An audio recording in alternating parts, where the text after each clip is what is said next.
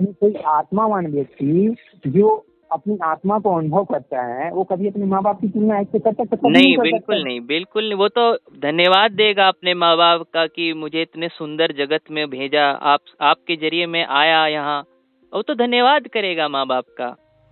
तो ये सब चीज क्लियर बताता है कि आईआईटी बाबा को कुछ भी अनुभव नहीं है। जी। वो ठीक है, पढ़े होंगे, बहुत सारे आध्यात्मिक पुस्तक पढ़ लिए होंगे, हाँ, किताबें खूब पढ़ ली हैं, हाँ, लेकिन अंदर का अनुभव नहीं है, सिर्फ बकवास है अंदर। हाँ, धार्मिक पुस्तक है, लाइक शंकर के बारे में पढ़ लिए, कृष्ण के बारे में पढ़ लिए। हाँ, ओशो कृष्ण मूर्ति को ठीक से इन्होंने समझा नहीं है, चाहे जो गौतम बुद्धा ने समझाना, उस समय वो शून्यता की बात की है, निर्विचार ध्यान की बात की है, ठीक है। और जितने भी सामाजिक अशांति के कारण हैं, इन सभी कारणों को दूर करने का उन्होंने कोशिश किया है।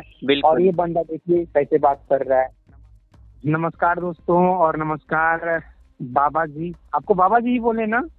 जी जी, बाबा जी ही कहें। बाबा ना कुछ, पूरा नाम लीजिए। बाबा ना कुछ थोड़ा सा लोगों को सुन के अजीब लगेगा। ना नहीं, ना कुछ में क्या अजीब है? आजकल सब आध्यात्मिक लोग सब जानते हैं ना कुछ होना क्या होता है। ओशो ने सबको बता दिया है ना कुछ होने की कला क्या है, मिटने की कला क्या है।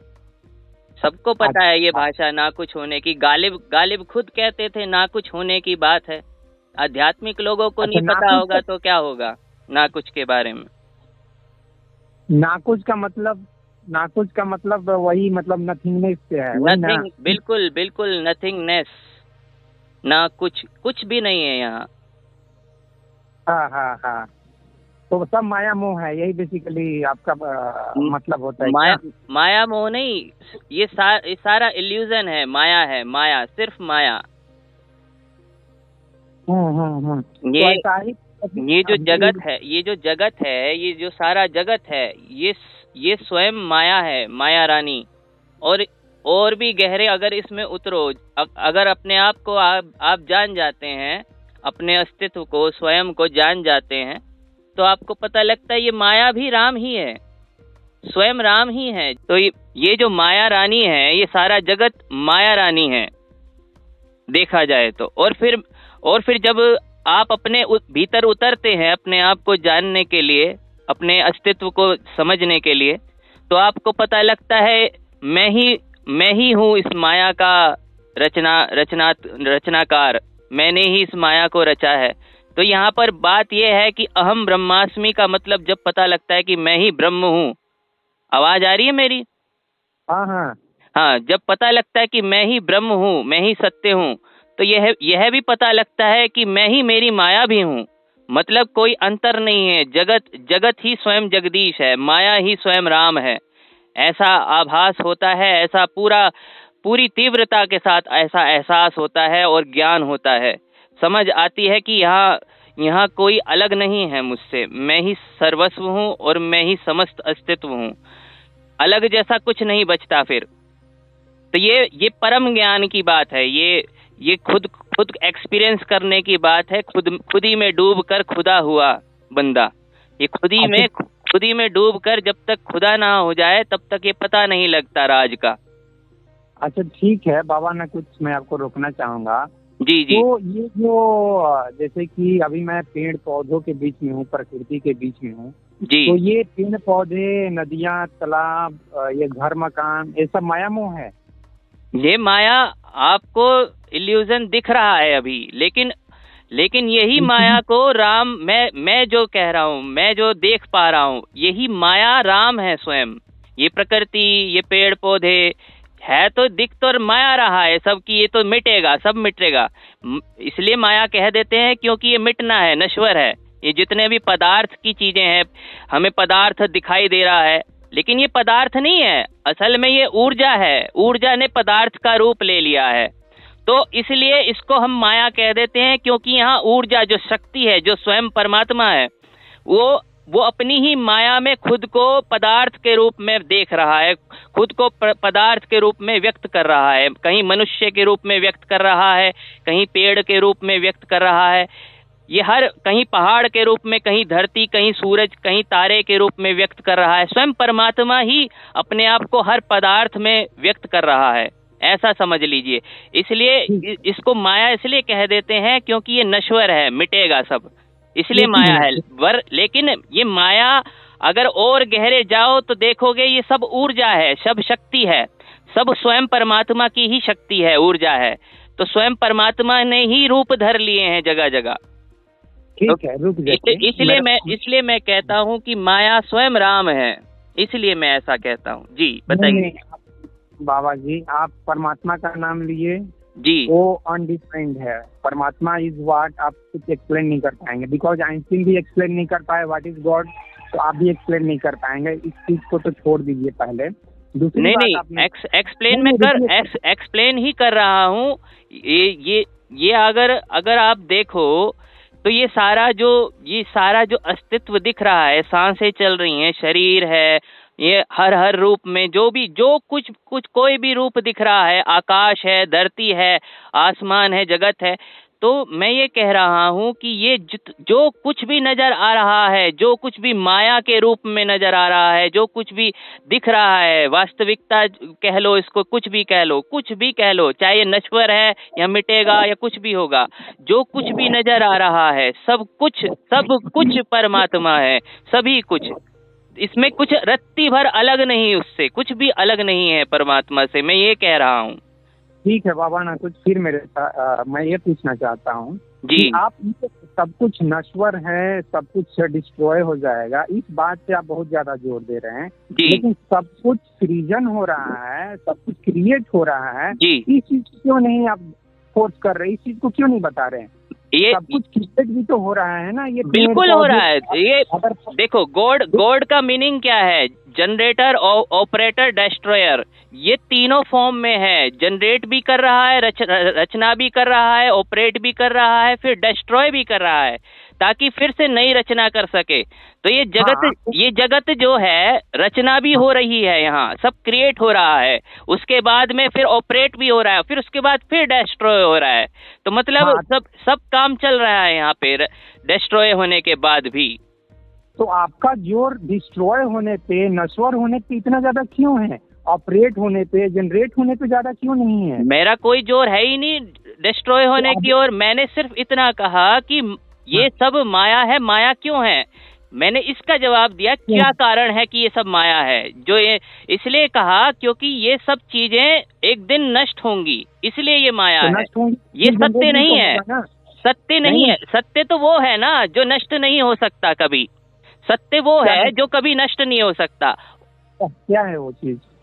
वही एनर्जी फॉर्म में जो है, एनर्जी कभी नष्ट नहीं की जा सकती। हाँ, तो उसको नष्ट नहीं किया जा सकता, तो आप नष्ट होने पे ज्यादा जोर क्यों दे रहे हैं? क्रिएट होने पे ज्यादा जोर क्यों नहीं दे रहे हैं? मैंने सब चीजों पे जोर दे रहा हूँ। मैं जनरेटर पे भी जोर दे रहा हूँ, ऑपरेटर पे भी जोर दे रहा हूँ, डिस्ट्रॉयर पे भी काम बता रहा हूँ। मैं बात को, मैं तीनों को ही ले रहा हूँ। मैंने सिर्फ इतना समझाया कि माया कैसे है, माया का कॉन्सेप्ट क्या है। इसलिए है क्योंकि ये सब जो है इल्यूजन है, और ये इल्यूजन जो है एक दिन खत्म होगा, फिर उसके बाद में फिर नई रचना शुरू होगी, फिर नया पालन करता फिर इसको पालेगा, फिर डिस्ट्रॉय करेगा, फिर रचेगा, फिर पालेगा, फिर डिस्ट्रॉय।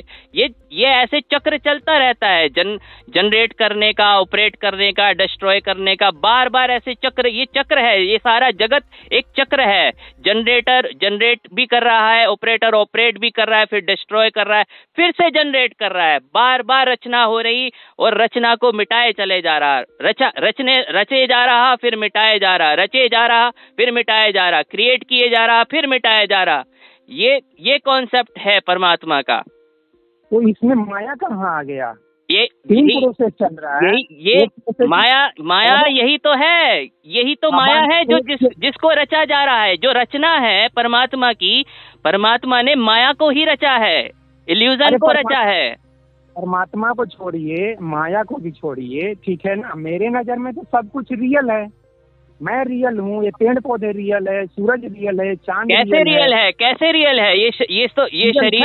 ये शरीर एक दिन राख हो जाएगा, कैसे रियल है? पेड़ एक दिन राख हो जाएगा, सब राख हो जाएगा, कैसे रियल है? कैसे सत्य है? ये सत्य है ही नहीं। एक दिन सब नष्ट हो जाएगा यहाँ तो, कैसे ये सत्य है? कैसे तुम अपने शरीर को सत्य कह रहे हो? हाँ, फिर जनरेट हो जाएगा ना।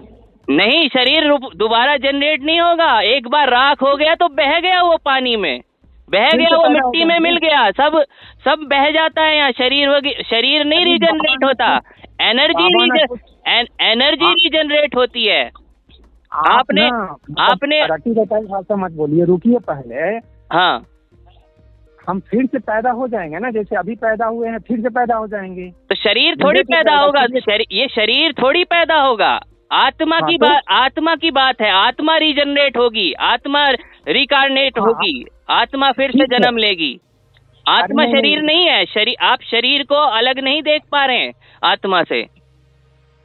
कहने का मतलब फिर से हम जैसा भी शरीर धारण किए हुए हैं फिर से धारण कर लेंगे ना, जैसे अभी धारण किए फिर से धारण कर लेंगे। हाँ, नया शरीर, लेकिन नया शरीर धारण करेंगे, नई एक नई दिशा में जाएंगे। आत्मा नई दिशा में जाके नया शरीर धारण करेगी। ये पुराना शरीर जो है ये सब कुछ विदा हो जाएगा जो पुराना है।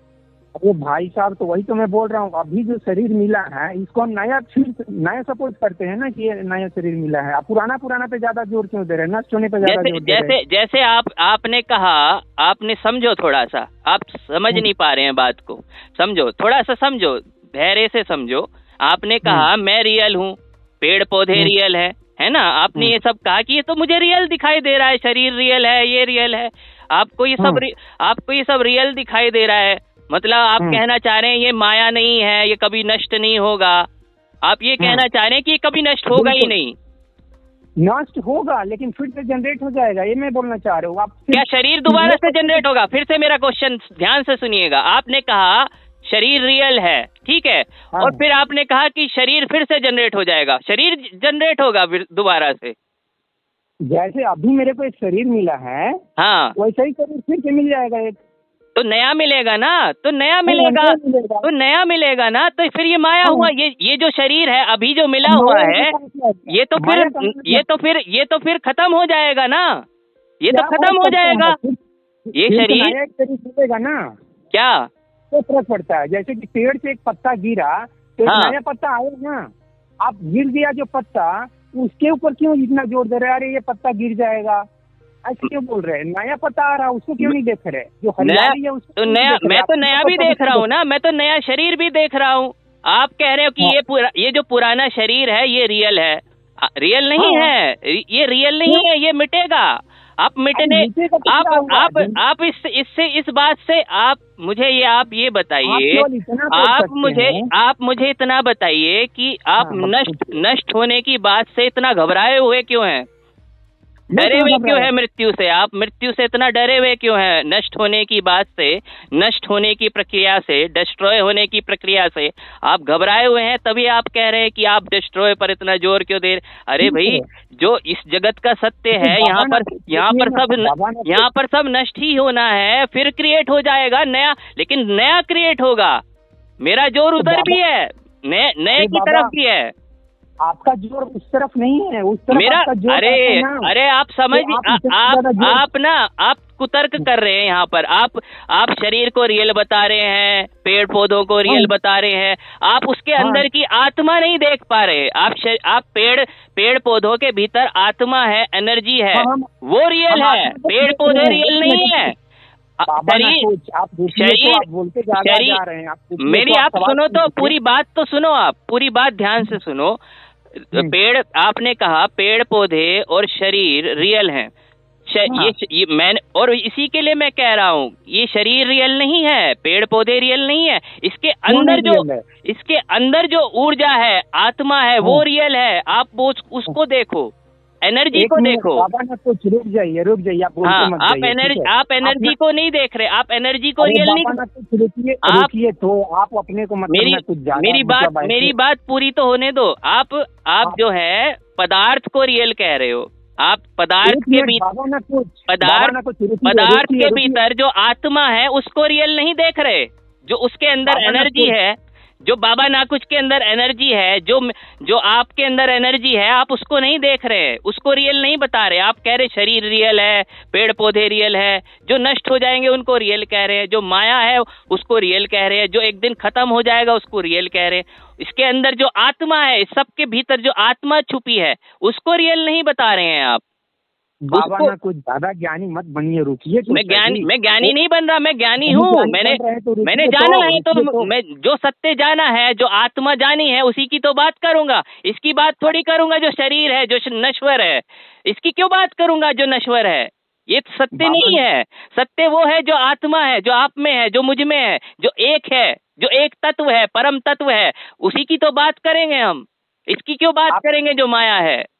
आप सुनना चाहेंगे मेरी भी बात? हाँ, आप सुनाइए। अब बताइए क्या बोल रहे हैं। जो पेड़ के अंदर एनर्जी है, हमारे अंदर जो एनर्जी है, उस एनर्जी की भी मैं बात कर रहा हूँ। और उस एनर्जी के लिए तथाकथित जो पंडित पुरोहित और आपके जैसे जो बाबा हैं, उसके लिए मैं आत्मा शब्द देने पे इतना जोर नहीं दे रहा हूँ, और ना ही परमात्मा शब्द पे मैं जोर दे रहा हूँ।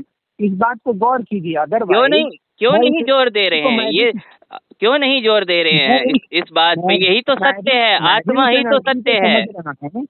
मैं भी उस एनर्जी को समझ रहा हूँ। बात में होना भी। अच्छा, पेड़ के अंदर जो एनर्जी है, ठीक है, जो इलेक्ट्रॉन्स की एनर्जी है, फोटॉन्स की एनर्जी है, एटम्स की जो एनर्जी है, मॉलिक्यूल्स की जो एनर्जी है, चाहे वो बायोलॉजिकल एनर्जी है, केमिकल एनर्जी है, उस एनर्जी को भी मैं समझ रहा हूँ। लेकिन मेरा जोर, जो आप लोग जो बाबा बन के प्रवचन देते हैं कि वो आत्मा है, ये परमात्मा है, वो आप मुझे इतना बता दो। आप मुझे एक बात बता दो, सिर्फ एक छोटा सा क्वेश्चन है। हाँ, मेरे से पूछिए, क्या क्वेश्चन है आपका। आपने शरीर को पृथक जाना खुद से? कभी ध्यान में गए हैं, समाधि में गए हैं कि शरीर को अलग देख पाए हैं, अपने सूक्ष्म शरीर को जान पाए हैं, आत्मा को जान पाए हैं? बताइए। हाँ, मैं शरीर को अलग से देख पाया हूँ और अपने एनर्जी को किया हूँ। हाँ, अब आगे बढ़िए। मतलब आपने समाधि का भी स्वाद चखा है? हाँ, निर्विचार की अवस्था को मैंने चखा है, और अच्छे से चखा है। नहीं, निर्विचार की अवस्था नहीं है समाधि। समाधि और गहरी अवस्था है, निर्विचार तो शुरुआत है। ठीक है। समाधि का और गहरा अर्थ है जब मैं स्वयं, जब बाबा ने कुछ मैं जो अनुभव किया हूँ, निर्विचार की अवस्था, निर्विचार की अवस्था में हम अपने अंदर एक शांति को अनुभव करते हैं, एक शांत हो जाते हैं, और उस शांत से हमारे चारों तरफ जो ब्रह्मांड है, उसके शांति से हम एक कनेक्शन फील करते हैं। मतलब हम एक तरह से पूरा अपने का एक विस्तृत अनुभव करते हैं, एक विस्तार अनुभव करते हैं इस ब्रह्मांड में जी। इसी अवस्था को समाधि की अवस्था बोलते हैं ना। नहीं, आप थोड़ा सा देखिए, समाधि का मतलब है कि आप पूरे ब्रह्मांड के साथ खुद को एक होने का अनुभव करते हैं। अलग नहीं, भेद बचता नहीं, द्वैत नहीं बचता यहाँ। ठीक है, उसी चीज को तो मैं भी बोल रहा हूँ ना, कि मेरे अंदर की जो शांति है, जो पीसफुलनेस है, वो मेरे चारों तरफ जो शांति है उसके साथ मर्ज हो जाती है। एक मर्ज इज बेटर वर्ड, तो मर्ज हो जाती है, मर्ज हो जाता है। बिल्कुल, आप बिल्कुल मर्ज हो जाते हैं इसके साथ, सुपर कॉन्शियस के साथ। हमारे अंदर से अहंकार या मैं ये सब खत्म हो जाता है, टाइमलेसनेस की अनुभव होती है। बिल्कुल। अब मेरा सवाल ये है आपसे जी, कि उस अवस्था में जाने का मतलब या ये हुआ कि हम इन पेड़ पौधों को, हमारे माँ बाप को, भाई बहन को, रिश्ते नाते में जो कोई भी है, उन सबको हम सिंपली माया बोल देंगे? ये है आपका कहने का मतलब ना? ये मेरा कहने का मतलब है ही नहीं। मैं ये कह ही नहीं रहा कि सब मैं अपने माता पिता, अपने लगाए हुए पेड़ को मैं माया बोल दूं। मैं तो उसके अंदर आत्मा देख रहा हूँ, मैं तो उसी को सत्य जान रहा हूँ। मैं भी तो आत्मा को देख रहा हूँ, मैं भी उस एनर्जी को देख रहा हूँ, मैं भी अच्छी बात है, बहुत अच्छी बात है। फिर अगर आप एनर्जी को ही रियल कह रहे हैं तो अच्छी बात है। एनर्जी को रियल कहना और एटम्स को भी रियल कहना, उससे जो मॉलिक्यूल बना उसको भी रियल कहना, उससे जो सेल्स बन रहे उसको भी रियल कहना, मैं सबको रियल कह रहा हूँ। Why only energy, why not total mass, क्यों नहीं? बिल्कुल अच्छी बात है, आप सबको रियल कह रहे हो, लेकिन ये जो मिटेगा, जो राख हो जाना है, जो चीज है, पदार्थ को भी रियल कह रहे हैं आप, जो राख हो जाएगा। मैं सबको रियल कह रहा हूँ। देखिए, मतलब आप ये कहना चाह रहे हैं, नहीं सुनिए, आप ये कहना चाह रहे हैं कि कण कण में शंकर है, कण कण में परमात्मा है, तो कण कण। मैं शंकर का नाम नहीं ले रहा हूँ। हाँ, शंकर नहीं, मतलब सुपर कॉन्शियस कह लो।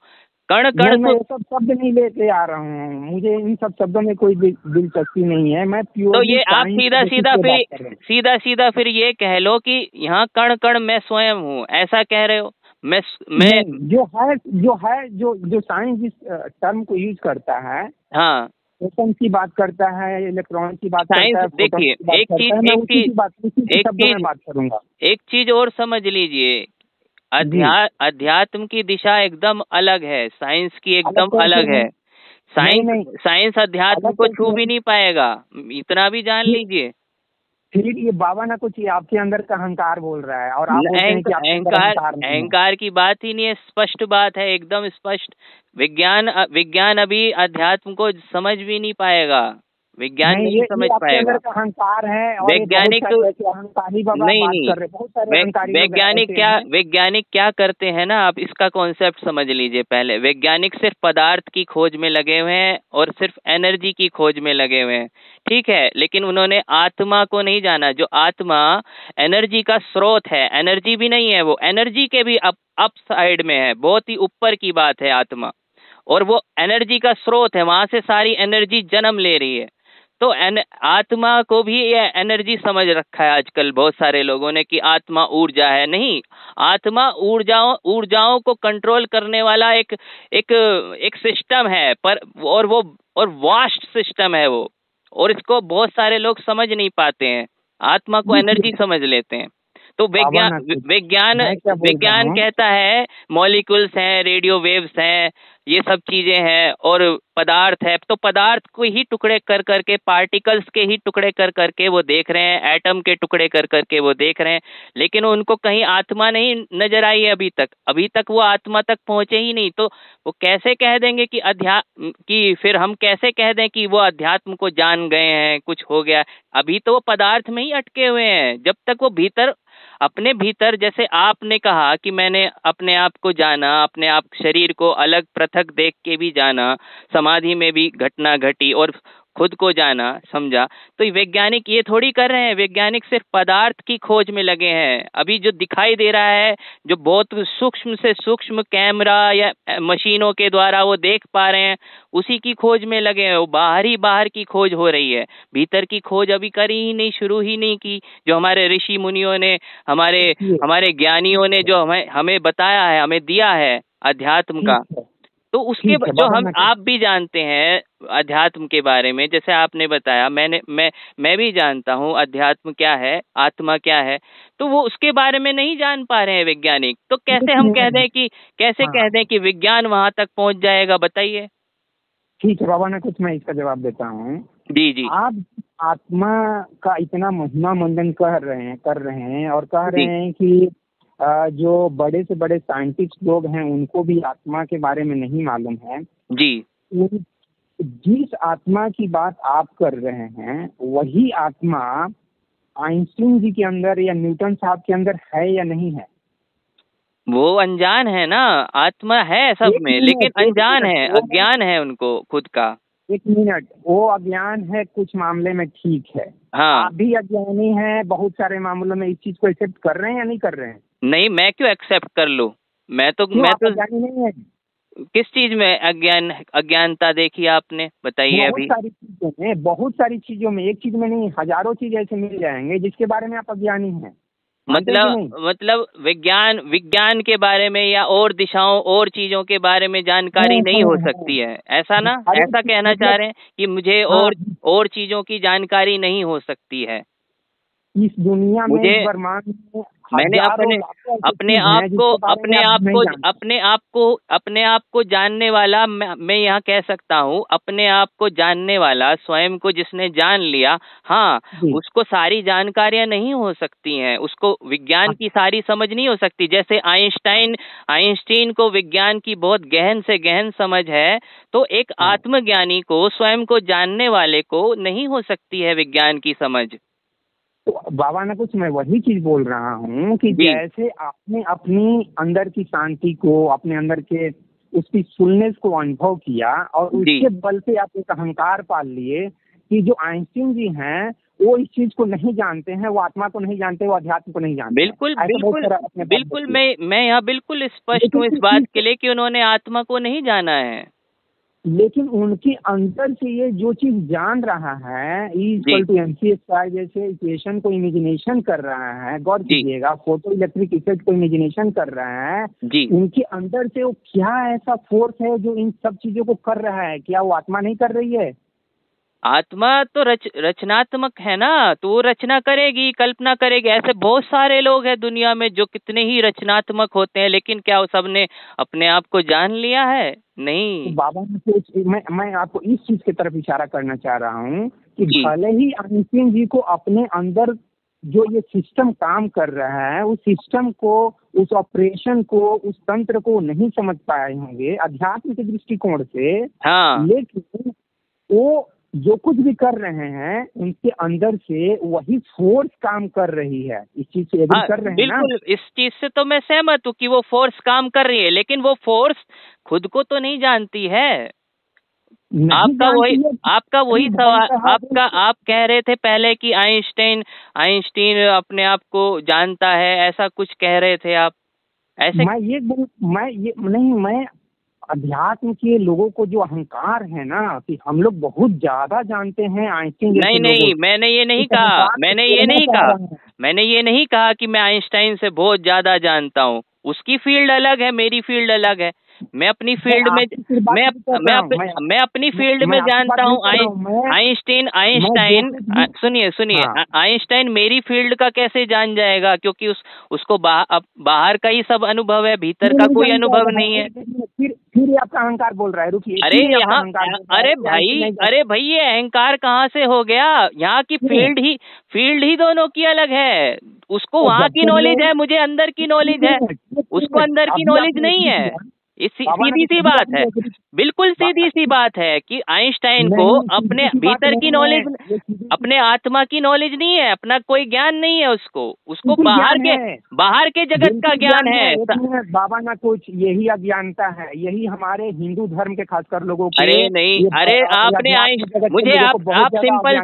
मुझे आप सिंपल सी एक बात बताइए। आइंस्टाइन की किसी भी बुक में आइंस्टाइन को आपने स्टडी किया है, रिसर्च किया है आइंस्टाइन के ऊपर कि वो क्या क्या जानता था? उसने सब जो भी बातें बताई हैं, सब थ्योरी के रूप में, प्रैक्टिकल के रूप में, जो भी उसने फॉर्मूले दिए हैं साइंस के, उसने सब बाहर जो खोजें करी हैं विज्ञान के माध्यम से, उसने प्रैक्टिकल करे हैं लैब वगैरह में। बहुत उनके पास लैब होती है वैज्ञानिकों की। तो उन सब अध्ययनों के बाद उसने पाया, उसने माइंड में से चिंतन कर करके पाया, विचार कर करके, कल्पना करके भी वो अपनी कल्पना शक्ति को जगाते हुए, बुद्धि को और विकसित करते हुए पाया कि ऐसा है, E=mc², ऐसा पाया, उसने फॉर्मूला दिया।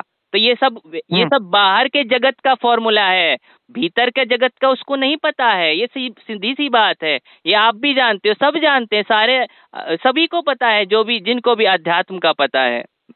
इसमें अहंकार कैसे हो गया कि उसका अहंकार तो तब हुआ ना कि आइंस्टाइन से ज्यादा मैं जानता हूँ, आइंस्टाइन को कुछ नहीं पता है। अहंकार ये है, मैं ये कह रहा हूँ, उसको अपनी फील्ड का बहुत कुछ पता है, और वो मुझे, हो सकता है मुझे कुछ नहीं पता है, मुझे थोड़ा बहुत पता हो जो आइंस्टाइन बता रहा है। आइंस्टाइन को बहुत नॉलेज है, मैं ये नहीं कह रहा कि नहीं है, लेकिन उसको अंदर, उसको भीतर, सुनिए उसको, लेकिन उसको अध्यात्म की नहीं पता है, अध्यात्म का नहीं पता है उसको।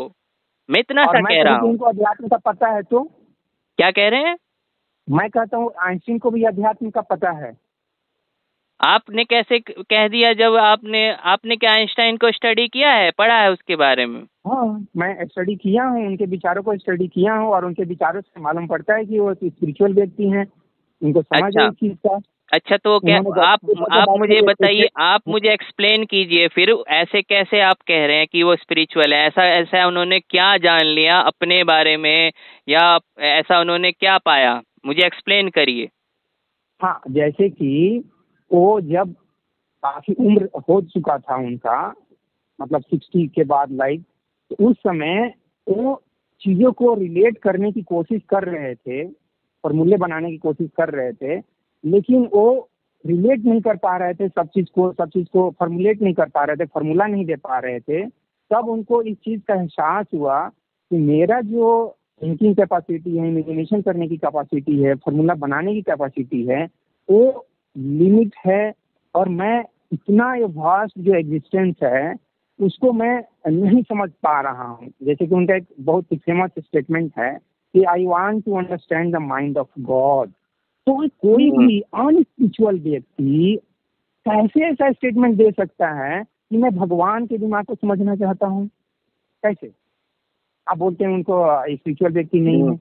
हाँ, यहाँ पर बोल सकते हैं ना। अब मैं बताऊं।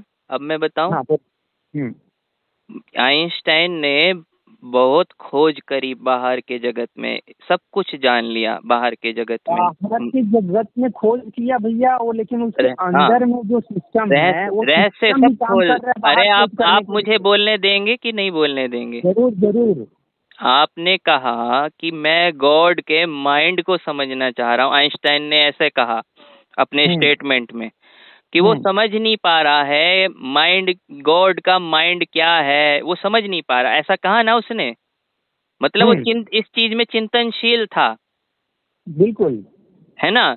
तो मतलब ये है वहाँ उसकी यात्रा भीतर की ओर बढ़ा, मतलब भीतर की ओर कदम बढ़ा ना उसका, यानी कदम बढ़ा, सिर्फ कदम, और चिंतनशील होना शुरू हुआ गॉड के माइंड की तरफ। लेकिन वो उस चीज में सफल नहीं हुआ। अगर सफल होता तो बता पाता। एक मिनट बाबा, ना कुछ यहीं पे आपको रोकना चाहूंगा। वो ही इज मच बेटर, वो हम लोग से ज्यादा बेटर अंडरस्टैंडिंग है उसकी। मैं समझता हूँ, हो सकता है उनको बिल्कुल ही समझ, उनको बहुत ही समझ हो, बहुत गहरी समझ हो, लेकिन उनको अनुभव नहीं है ना भीतर। वो शुरुआत हुई बस भीतर के अनुभव की। हाँ, मुझे बात को फिनिश करने दीजिए जी। उनके अंदर जो आत्मा जिसको बोल रहे हैं, मैं उसको एनर्जी सिंपली बोल दे रहा हूँ, उनका जो अवेयरनेस एनर्जी बोलना ज्यादा अच्छा है। उनके अंदर जो इमेजिनेशन की एनर्जी है उसके पीछे जो फाउंडेशन है वो वही है जो हम आत्मा करते रहते हैं हम अध्यात्म में, ठीक है जी। उनकी आत्मा की ये गहराई है, उसके में इतना गहराई है, इतना डेप्थ है कि उस डेप्थ की वजह से ही इतना डीप में जाके इमेजिन कर रहा है। और हम इंडिया में ईस्टर्न वर्ल्ड में जो आध्यात्मिक लोग हैं, स्पिरिचुअल लोग हैं, ऋषि और मुनि हैं, तो उनको इसी बात का बहुत घमंड है कि हम एक ऐसे स्टेट में चले जाते हैं कि हमको पूरे ब्रह्मांड से कनेक्शन फील होता है। अरे भाई, तो उस कनेक्शन फील का रिजल्ट क्या है, आउटपुट क्या है? ये मैं पूछ रहा हूँ, आउटपुट क्या है? तो विज्ञान का भी क्या, मैं विज्ञान से भी क्वेश्चन है मेरा, विज्ञान ने भी क्या कर दिया है? विज्ञान ने क्या इंसान को शांत कर दिया है? विज्ञान ने कितनी ही खोजें कर ली, कितनी व्यवस्था दे दी सबको, इंसानों को। आप मुझे बताओ, विज्ञान मन को शांत कर पाया? इंसानों के शांति दे पाया अंदर की? मन की शांति क्या इंडिया दे पाया? क्या भारत का स्पिरिचुअलिटी दे पाया? स्पिरिचुअलिटी बिल्कुल मन की शांति दे पाई है, बिल्कुल दे पाई है। अगर आप ये क्वेश्चन कर रहे हैं तो फिर आप स्पिरिचुअल कैसे हुए? यहाँ तो आपके ऊपर भी सवाल खड़ा हो रहा है। आप स्पिरिचुअलिटी पे सवाल कर रहे हैं कि स्पिरिचुअलिटी शांति दे पाई है, अच्छा आपको नहीं दे पाई है? बताइए मुझे। स्पिरिचुअलिटी आपको अपने अनुभव हुए, आपको मन शांत नहीं हुआ स्पिरिचुअलिटी से? अध्यात्म से मन शांत नहीं हुआ आपका? बताइए। अगेन मेरा क्वेश्चन है, मेरा क्वेश्चन को आप ठीक से सुने होंगे। नहीं, मेरे क्वेश्चन का पहले जवाब दो ना। आपने कहा स्पिरिचुअलिटी तो कुछ भी नहीं दे पाया, स्पिरिचुअलिटी क्या दे पाया? मतलब आपको दे पाया है कि नहीं दे पाया? मुझे आप सिर्फ इतना बता दो। आपने अपने अनुभव बताए कि मुझे आत्मा का अनुभव हुआ, आपने खुद कहा कि मुझे समाधि का भी अनुभव हुआ। आपको मन की शांति मिली कि नहीं मिली स्पिरिचुअलिटी से? मुझे ये जो अंदर में एक अवेयरनेस या आत्मा का जो एहसास है, ये मुझे इंडिया का जो स्पिरिचुअल सिस्टम है या बुक्स हैं या वेदांत है उससे मेरे को नहीं मिल रहा है। मैं ये बाय बर्थ ही लेके पैदा हुआ हूँ। बाय बर्थ लेके मतलब बाय बर्थ से ही आप समाधिष्ट हैं? बाय बर्थ ही मैं इस चीज को अपने अंदर फील किया, और जो कोई भी व्यक्ति इस चीज को फील करता है, लाइक मैं होप करता हूँ आप भी इसको फील किए होंगे, इसको कोई बाहर से आपको दे नहीं देगा। जैसे ओशो आपको बाहर से दे नहीं देगा, या जे कृष्णमूर्ति आपको बाहर से दे नहीं देंगे। मेरी मेरी तो मेरी बात मेरी एक बात का जवाब दीजिए। बाय बर्थ तो वो बाय बर्थ की बात नहीं कर रहा हूँ, बाद की बात कर रहा हूँ। जब आप बड़े हुए आप अशांत फील करते थे कि नहीं करते थे? वही चीज का आंसर दे रहा हूँ मैं। नहीं, मुझे मेरा एक सवाल लेके चल रहा हूँ मैं कि आप जब बड़े हुए, जब आप थोड़ा 10 साल के हुए, 15 साल के हुए या 20 साल के हुए, जब आप बड़े होना शुरू हुए, आपको अशांति पकड़ती थी कि नहीं पकड़ती थी? मन की अशांति मेरे को अशांति इस तरह से पकड़ी है, जैसे कि मैं एक साधारण परिवार में पैदा हुआ और मैंने गरीबी देखा, बेरोजगारी देखा, अपने मम्मी पापा का एक गरीबी हालत देखा, तो वो चीज मेरे को परेशान किया और उस परेशानी के मैं उसको दूर करने का कोशिश किया। मैं इस तरीके से देखता हूँ। नहीं, इमोशनल तरीके से कोई परेशानी, जैसे मन बहुत दुखी हो रहा है, इच्छाओं में तड़प रहा है, वासनाओं में उलझ रहा है, ऐसी मन में कोई परेशानियां आई कि नहीं आई? बिल्कुल आई, है ना? तो वही तो बात है। मन यानी आपने महसूस किया था, मन परेशान था पहले। धीरे धीरे आपने सेल्फ रिसर्च करी, अपने मन को समझने का अध्ययन किया, उसके पार जाना भी हुआ, शरीर के पार जाना भी हुआ। तो ये कैसे हुआ? ये कहाँ से आपने सीखा? मुझे आप ये बताइए। बाय बर्थ अच्छा, बाय बर्थ अगर आपने सीख लिया तो फिर ये बाद में परेशानी क्यों हुई? इसलिए हुई क्योंकि मैं गरीबी देख रहा हूँ, बेरोजगारी देख रहा हूँ, अरे परेशान हो रहा हूँ, तो इसलिए वो परेशानी को मैं दूर किया। तो कैसे दूर किया? यानी मतलब परेशानी हुई तो थी, यानी चलो मान लो परेशानी हुई थी, बाय बर्थ जो जाना आपने फिर वो भूल गए। ऐसे कैसे भूल गए फिर वो जो बाय बर्थ आपने जाना था? मैं जैसे पैदा हुआ, जो परेशानियां था उनको दूर करने के लिए प्रयास किया, उसमें बहुत हद तक सफल भी हुआ। हाँ, बस ऐसे ही हुआ। नहीं उसी दौरान मेरे अंदर कुछ आप इमोशनल की बात कर रहे तो इमोशनल भी डिस्टर्बेंस हुआ। हाँ, मतलब आपके अंदर डिस्टर्बेंस आई, अभी डिस्टर्बेंस आती गई मतलब। हाँ, है ना? तो मतलब मन परेशान था ना, तो लेकिन आत्मा परेशान उसको कंट्रोल करती थी कि परेशान है, उसको कंट्रोल कर रही है, उसको उसी चीज का तो नाम अवेयरनेस है। मतलब आपने सेल्फ रिसर्च नहीं करी है, आपने अध्ययन, आप ध्यान में नहीं गए, ध्यान में गए कि नहीं, आप ये बताओ। सेल्फ रिसर्च की जो बात कर रहे हो वो नेचुरली होता गया ना। नेचुरली कैसे हुआ? कहीं तो आपने सुना पढ़ा होगा इसके बारे में। ठीक है, कहीं ना कहीं पढ़ा है। मतलब बात साफ है ना कि आपने पढ़ के ज्ञान लिया, गाइड ली, आपने गाइड तो ली ना पढ़ के। हाँ, पढ़ा हूँ, जैसे कि मतलब आपने पढ़ के सीखा, समझा, फिर आप भीतर उतरे, अपने अध्ययन में उतरे। हाँ, तो मेरे अंदर वो सीड है ना, मेरे अंदर वो एक होता है ना अटैचमेंट, वो एक होता है ना कनेक्शन, वो कनेक्शन मेरा रूट से पहले से है ना। उसी चीज को तो मैं बोलना चाह रहा हूँ, भाई बर्थ उस चीज को मैं लेकर पैदा हुआ और वो चीज फिर ओशो से हुआ, चाहे नहीं, आपने कहा, आपने एक बात कही थी कि मैं बाय बर्थ ही सब सीखा हुआ पैदा हुआ हूँ। सीखा हुआ मैं नहीं बोला, मैं बोला सीखा आपने बोला है। आप अपना रिकॉर्डिंग चेक करिएगा, आपने बोला है बाय बर्थ मैंने सब सीखा है, बाय बर्थ सीखा हुआ आया हूँ। मैं बोला उस चीज को लेकर पैदा हुआ, मैं बोला। ये आपने अभी बाद में बोला है, ये चीज आपने पहले बोला था बाय बर्थ सीखा हुआ हूँ। आप रिकॉर्डिंग देखिएगा, चेक कीजिएगा। हाँ ठीक है भाई, बर्थ सीखा हुआ पैदा हुआ हूँ। फिर देखो अभी, फिर देखिए आप फिर कह रहे आप सीखे हुए पैदा हुए। अगर अच्छा तो सीखा हुआ सब भूल गए थे जो आपको किताब पढ़नी पड़ी। आप सुनिए तो थोड़ा सा मॉडिफाई कर रहा हूँ, उसको थोड़ा करेक्ट कर रहा हूँ अपने को। अगर मैं ऐसा बोला अरे सुनिए तो, आपने कहा बाय बर्थ आप सीखे हुए पैदा हुए, अभी फिर आपने फिर कहा उसी चीज को करेक्ट करके आपने कहा बाय बर्थ में सीखा हुआ पैदा हुआ। तो फिर क्या वो सब सीखा हुआ भूल गए? फिर भूलने के बाद में आपने किताबों को फिर स्टडी किया, फिर आपको फिर याद आई, ऐसा हुआ क्या? इस चीज को ऐसे समझ सकते हैं आप, लेकिन जैसे कि सीड है, मान लीजिए कि अमरूद या आम किसी को सीड है, उसको जमीन में डाल दिए, वो शुरू में अंकुरित हुआ, फिर पौधा बना, फिर पेड़ बना। तो जिस तरीके से वो एक नेचुरली ग्रो कर रहा है, उस ग्रो के पीरियड में बारिश हुए, ठीक है, बिजली कड़की, तो इस तरीके से वो सब परेशानियों को भी झेला। उसी तरीके से मेरा भी ग्रोथ हुआ। अब आदमी में पैदा हुआ हूँ तो किताब तो मिलेगा ही, वो तो पढ़ूंगा ही। चाहे आइंस्टीन को मिले तो आइंस्टीन को पढ़ लूंगा, उधर अध्यात्म का मिला तो पढ़ लिया। चलिए ये चीज जाने देते हैं। अब मेरा अगला सवाल ये है, अब आपको परेशानी पकड़ती है, मन की परेशानियां पकड़ती हैं, आप उनमें डूब जाते हो, परेशान हो जाते हो, मन की परेशानियों के साथ बह जाते हो, खो जाते हो, मन की परेशानियों में बने रहते हो, ऐसा कुछ होता है कि नहीं होता?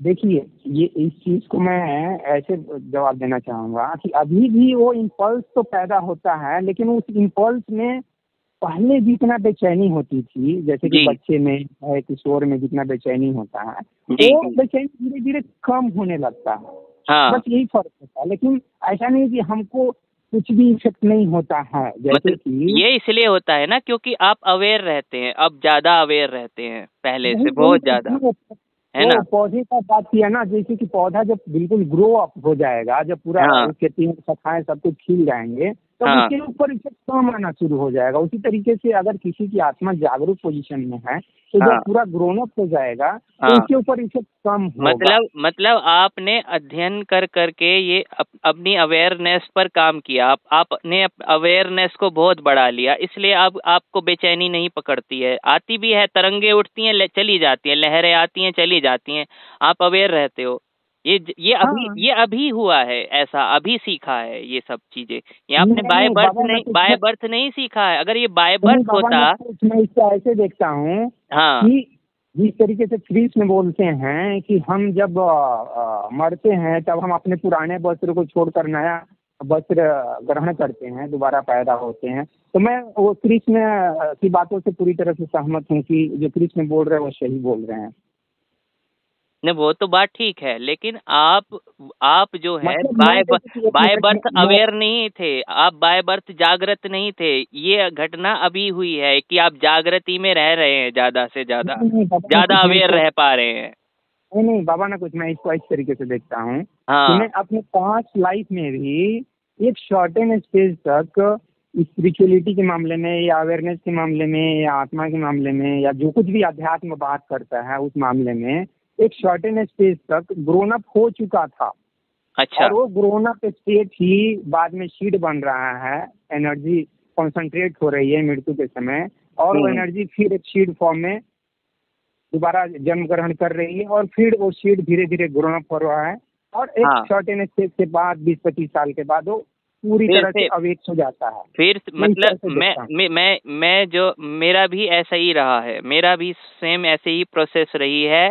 जो मैं यहाँ ये कहना चाहूँगा, यहाँ हम जो पिछले जन्म में यात्रा छोड़ आए थे, अध्यात्म की गहराइयों में जाते जाते हम जो मार्ग पे चलते चलते उसी चीज को हम अगले बर्थ में शुरू करते हैं। जब हम मैच्योर हो जाते हैं, बड़े हो जाते हैं, ज़्यादा हमारा जब दिमाग इतना विकसित हो जाता है, तो अंदर की जो हमारी मेमोरी है, पिछले पास्ट की भी जो मेमोरी है, हम उसको ग्रहण करते रहते हैं। अवेयरनेस बढ़ती रहती है तो उसको ग्रहण भी करते रहते हैं जैसे जैसे अवेयरनेस बढ़ती है। तो आपके साथ भी सेम यही प्रोसेस हुई। आप ये कहना चाह रहे हैं कि आपको बाय बर्थ तो लगा कि जैसे आप अवेयर है, लेकिन बीच में फिर वो सब भूल भाल गए, फिर जब बड़े हुए तो आपको फिर से याद आई पुरानी अपने पास्ट की चीजें। अध्ययन करते करते करते पता लगा कि अरे ये तो मैं पहले से ही जानता हूँ। ऐसा कुछ हुआ आपके साथ?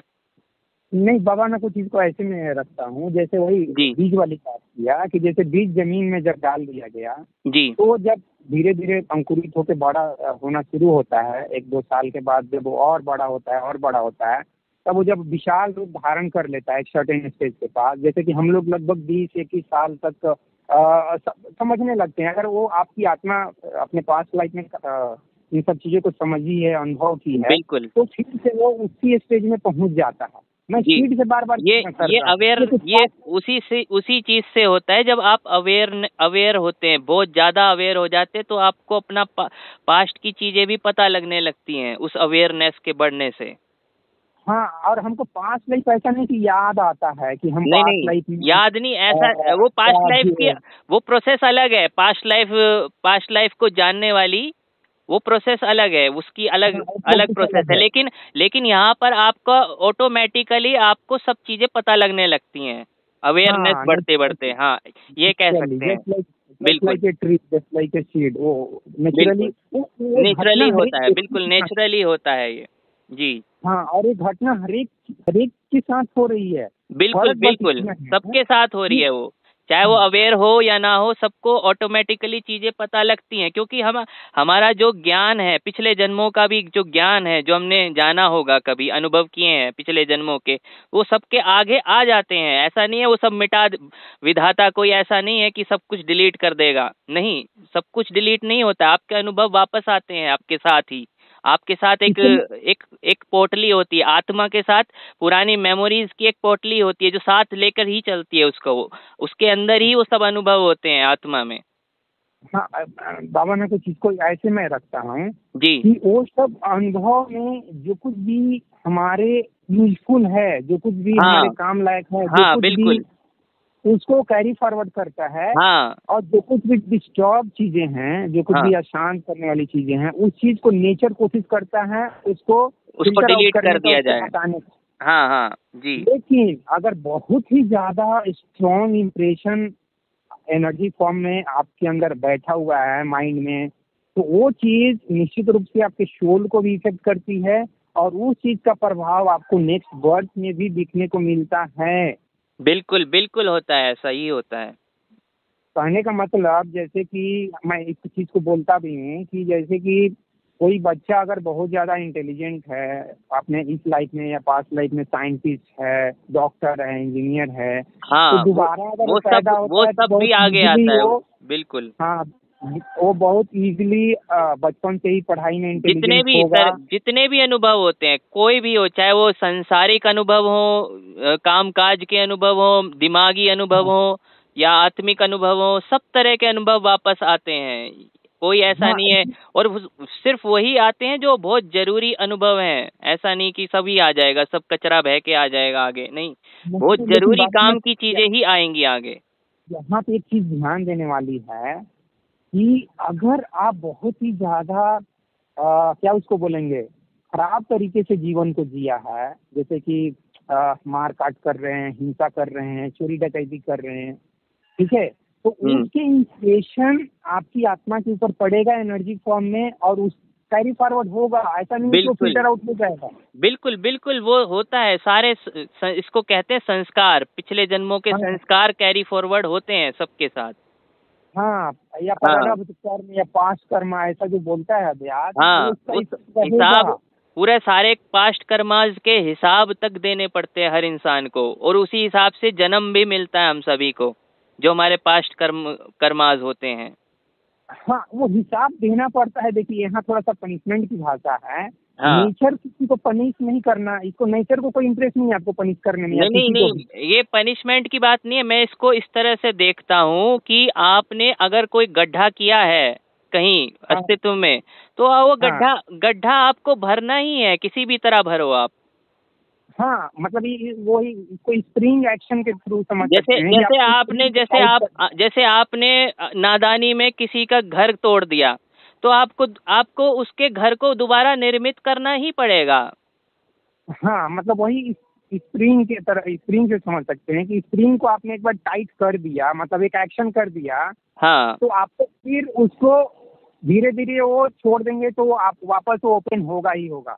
बिल्कुल वो रिलैक्स पोजीशन में आएगा ही, मतलब क्योंकि आपने उसमें एक एक्शन किया, एक एनर्जी डाल दिया। तो वो एनर्जी कहाँ जाएगा? वो एनर्जी तो फिर से रिलीज होना ही पड़ेगा। उसको कुछ कर नहीं सकते। कहने का मतलब जैसे कि आप इसी लाइफ में बहुत ही ज्यादा पैसे के पीछे भाग रहे हैं, और भागते भागते आप बुढ़ा भी हो गए, 70-80 साल में भी भागते ही जा रहे हैं। तो वो आपके अंदर इंप्रेशन बन के फिर से आप पैदा होंगे, तो फिर आप पैसे के पीछे जरूर कुछ ना कुछ भागेंगे, भले ही एक सर्टेन स्टेज के बाद आपको होश आएगा कि अरे यार ये मैं बहुत फालतू में भाग रहा हूँ, अब स्टॉप करता हूँ, चाहे कोई घटना घट जाएगी और वहाँ पे आप स्टॉप कर जाएंगे। तो ये सब कुछ रूड इम्प्रेशन के रूप में कैरी फॉरवर्ड होता है। बिल्कुल बिल्कुल। ठीक है, तो ये सब चीज ठीक है। हमारा भारत का अध्यात्म में जो ये सब चीज का रिसर्च किया है वो सब कुछ सही है, मैं एग्री करता हूँ। लेकिन साथ ही आइंस्टीन जैसे लोगों की, चाहे न्यूटन, चाहे बाकी जितने भी रिसर्च फील्ड में हैं, चाहे साइंटिस्ट हैं, इन सबकी मैं बहुत ही ज्यादा रिस्पेक्ट करता हूँ और उसकी बहुत ही ज्यादा जरूरत है, खासकर हमारे देश के लोगों के लिए। क्या बोलते हैं आप? बिल्कुल बिल्कुल, मैं सहमत हूँ। मैं भी रिस्पेक्ट करता हूँ आइंस्टाइन के बारे में, मैं भी काफी पढ़ा हूँ। उनके तो बहुत अच्छे वीडियोस लगते थे, देखता था। तो मैं रिस्पेक्ट करता हूँ, सभी वैज्ञानिकों की रिस्पेक्ट करता हूँ, सबके बारे में। न्यूटन के बारे में पढ़ा, आइंस्टाइन के बारे में पढ़ा। विज्ञान की जरूरत है धरती को, सभी लोगों को। लेकिन मैं ये देखता हूँ यहाँ पर, क्या क्या देखता हूँ कि विज्ञान के साथ साथ सभी लोगों को अध्यात्म की भी बहुत जरूरत है। दोनों का संतुलन लेकर साथ चलना है, तभी तो हम आगे बढ़ेंगे। शारीरिक रूप से भी समग्र होना है, आत्मिक रूप से भी समग्र होना है। बिल्कुल बिल्कुल बिल्कुल, एकदम मैं एग्री करता हूँ कि अध्यात्म की भी जरूरत है और विज्ञान की भी जरूरत है। और चूंकि हमारे देश की स्थिति ऐसा नहीं कि पूरब इससे वंचित रह गया और पश्चिम उसी को ही बढ़ाया जा रहा है। पूरे वर्ल्ड को अध्यात्म को भी समझना होगा, विज्ञान के साथ साथ दोनों को साथ लेके चलना होगा, तभी तो हम हर चीज में, हर फील्ड में तरक्की करेंगे। एक जागृति के साथ साथ हम, भीतर की जागृति के साथ साथ हम विज्ञान में भी आगे बढ़ेंगे। और हो सकता है कि हम और गहरे और अनुभव कर पाए विज्ञान के भी, और ज्यादा, और तरह तरह की रचना कर पाए, जिसकी आजकल देखा जाता है।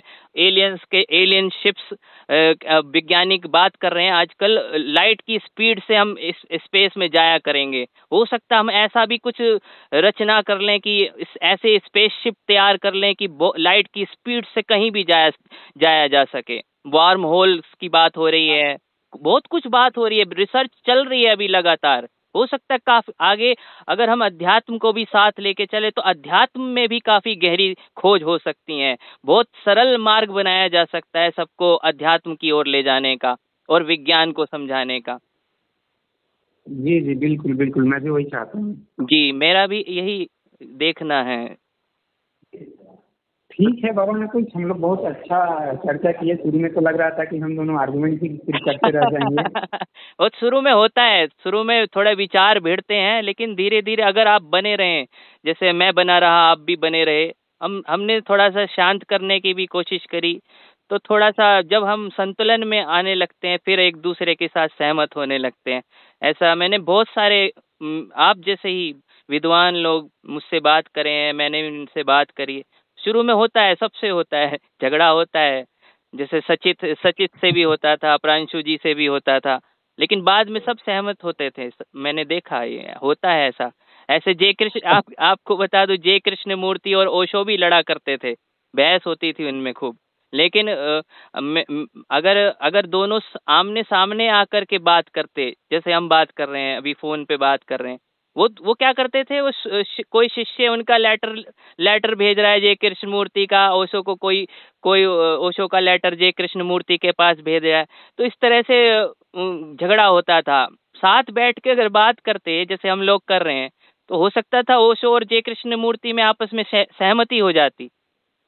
बिल्कुल बिल्कुल, यहाँ पे मैं देख रहा हूँ कि जय कृष्ण मूर्ति में भले ही वो ईगोलेस बात करते हैं, लेकिन उनके अंदर ज्यादा अहंकार था comparing to Rajneesh. Because Rajneesh interested थे कृष्ण मूर्ति से बात करने के लिए, लेकिन कृष्ण मूर्ति ने कभी इंटरेस्ट नहीं दिखाया कि हम ओशो से बात कर रहे हैं। शायद उनके अंदर क्या है, बिल्कुल ईगो ही है, अहंकार ही है। ईगो ही तो लड़ता है ये आपस में। अगर हम अपने ईगो साइड कर दें एकदम, और प्रेम से बात करें और ध्यान से सुने एक दूसरे की बात को, तो फिर एक मैत्री भाव तैयार होता है फिर उसमें। हाँ बिल्कुल, ये मैत्री भाव है, बहुत अच्छा मतलब भाव है। और यही भाव फ्यूचर में सबको जोड़ेगा, पूरे दुनिया को। बिल्कुल, अदरवाइज और कोई भी भाव जोड़ने वाला नहीं है। सभी मैत्री भाव से ही जीना पड़ेगा सबको। बिल्कुल बिल्कुल। यहाँ तो कोई बड़ा है ना कोई छोटा है, आज भले ही कोई एक फील्ड में बहुत महारथी दिख रहा है, लेकिन कल जाके जो महारथी नहीं दिख रहा है वही आगे चलकर बहुत बड़ा महारथी। जैसे कि आइंस्टीन बचपन में काफी बुद्धि थे, हाँ, स्ट्रगल किए अपने आइंस्टीन की आपको भी शायद ये बात पता होगी कि आइंस्टीन बचपन में ऐसी ऐसी बातें करते थे तो लोग उनको पागल समझते थे, जबकि बाद में रिसर्च हुई तो पता लगा कि ये तो सही बातें करते हैं। शुरू में जो नई बातें करनी शुरू करते हैं लोग, उनको सबको पागल समझ लेते हैं। आइंस्टाइन के साथ भी ऐसा ही हुआ था।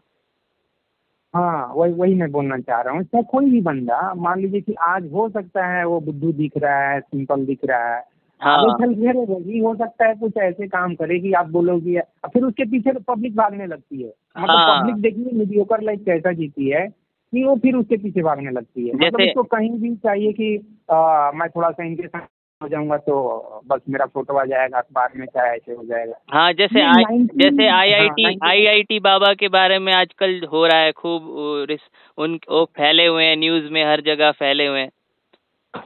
उनके बारे में क्या सोचना है आपका, आईआईटी बाबा के बारे में? मैं ऐसे बाबा के बिल्कुल अगेंस्ट में हूँ, ठीक है। और इवन आचार्य प्रशांत के भी बारे में मैं बोल जाता हूँ कि भाई सब कोई लेक्चर ही देंगे। लेक्चर देने का काम, भाषण देने का काम नेता लोग कर रहे हैं, ठीक है। अच्छे से अच्छे भाषण दे रहे हैं, चाहे वो क्लाइमेट चेंज के ऊपर ही क्यों ना हो। बिल्कुल ठीक है, उनका भाषण देने का मकसद यही है कि उनको वोट मिले, पब्लिक इनसे अटैच हो। बिल्कुल। तो आचार्य प्रशांत जैसे लोग, चाहे आईआईटी बाबा जैसे लोग, जी, ये लोग बाबागिरी क्यों कर रहे हैं? इन लोग को एक्शन करना है ना, इनको फील्ड में उतरना चाहिए। बिल्कुल। ये प्रैक्टिकल, मेरे भी देखे, ये प्रैक्टिकल नहीं है। ये लोगों को अनुभव नहीं बांट रहे, सिर्फ भाषण बाजी में लगे हुए सारे लोग। अनुभव की ओर ले जाएं, प्रैक्टिकल लाइफ में ले जाएं। ये सिर्फ भाषणबाजी, शब्द ही शब्द, इनके पास सिर्फ शब्द ही शब्द हैं, अनुभव नहीं है, ऐसा लगता है।